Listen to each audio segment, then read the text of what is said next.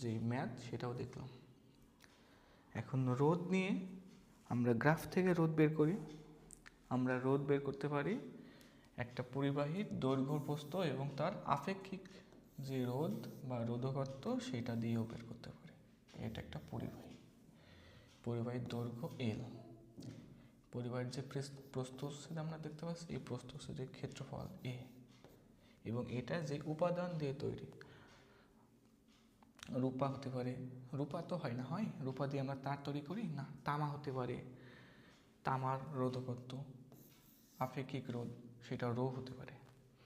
তাহলে এই পরিবাহিতার রোধ আর সমান রো এল বাই এ,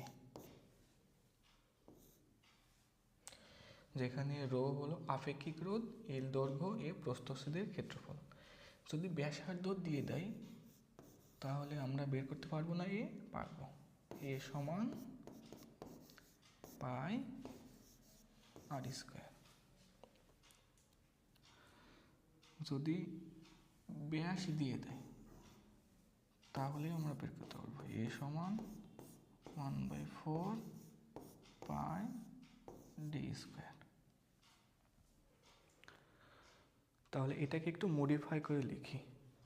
যদি একই উপাদানের তার হয় তাহলে রো কনস্ট্যান্ট, তাহলে আর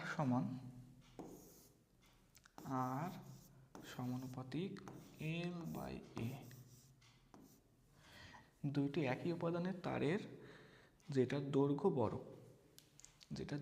বড় সেটা রোধ বেশি, যেটা প্রস্থচ্ছেদের ক্ষেত্রফলের যেটা প্রস্থচ্ছেদের ক্ষেত্রফল কম সেটা রোধ বেশি। চিন্তা করো, তোমার কাছে দুইটা পাইপ আছে, পানির পাইপ, একটা লম্বা এবং চিকন আর একটি মোটা এবং সরু। তোমার ওই পাইপের ভিতর দিয়ে পানি প্রবাহিত করার জন্য কোন ক্ষেত্রে বেশি বেগ পেতে হবে, বেশি কষ্ট হবে, বেশি শক্তি ওয়েস্ট হবে? কোন ক্ষেত্রে? অবশ্যই লম্বা এবং চিকন তারের ক্ষেত্রে। তাহলে তড়িৎ প্রবাহিত হওয়ার জন্য একই নিয়ম, একইভাবে চিন্তা করতে পারো। যখন তড়িৎ প্রবাহিত হয়, যখন ইলেকট্রন প্রবাহিত হয়, তখন যে বাধাটা পাই সেটাই রোধ।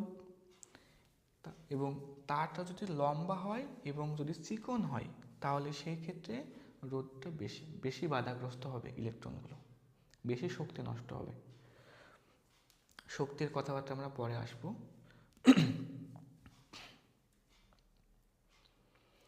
এ সমান আমরা লিখতে পারি এ সমান পাই আর স্কোয়ার। তাহলে এ সমানুপাতিক আর স্কোয়ার, কারণ পাই কনস্ট্যান্ট, তাহলে এটাকে আমরা মডিফাই করে লিখতে পারি আর সমানুপাতিক এল বাই আর স্কোয়ার। আর সমানুপাতিক এল বাই আর স্কোয়ার।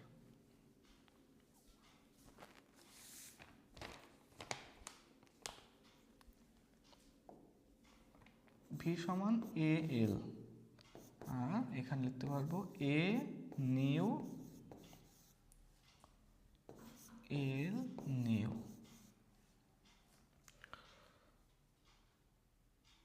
এখন আমরা শর্ত প্রয়োগ করব। প্রশ্নে দেওয়া থাকবে যে এল কে এল গুণ করা হলো, এল কে আমরা এল নিউ করছি এন এর আদি এল, ইনিশিয়াল এল এর এন গুণ। ইনিশিয়ালে ছিল এল নিউ এন ইন্টু এল। তাহলে আমরা মান বসিয়ে দিই। তাহলে এ সমান এ এল সমান A nu into N L, L কাটা। তাহলে এখান থেকে আমরা কি পাই? আমরা এখান থেকে এ নিউ পাই, যেটা এ বাই এন। তাহলে যদি আমরা একটা তারকে লম্বা করে টেনে তার প্রস্থচ্ছেদের ক্ষেত্রফল কমে যাবে। এন গুণ দৈর্ঘ্য বাড়ালে বা এন গুণ করলে সেটা তার ক্ষেত্রফল বা প্রস্থচ্ছেদের ক্ষেত্রফল এন ভাগ হয়ে যাবে। এটা মাথায় রাখি আমরা।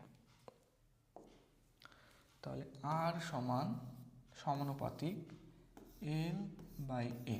এখান থেকে আমরা কি করতে পারি, R by R, R nu L by L into A by A, sorry L by L, A by A, এমন। তাহলে এল নিউ, এ নিউ, দেখো L nu, R nu, L nu, নিচে এ নিউ, আর এল এ। যেহেতু আর এর সাথে এল সমানুপাতিক, তাহলে আর, R new উপরে, এল নিউ উপরে, এবং আর এবং এ ব্যস্তানুপাতিক, এজন্য আর নিউ উপরে, এল নিউ নিচে, এ নিউ নিচে। এখন এক্ষেত্রে আমরা কিভাবে বের করব বাকি অংশটা, তাহলে এল নিউ মানে এন ইন্টু এল, নিচে এল, আর এ বাই এন, এল এল এ এ কাটা, এখান থাকে এন ইন্টু এন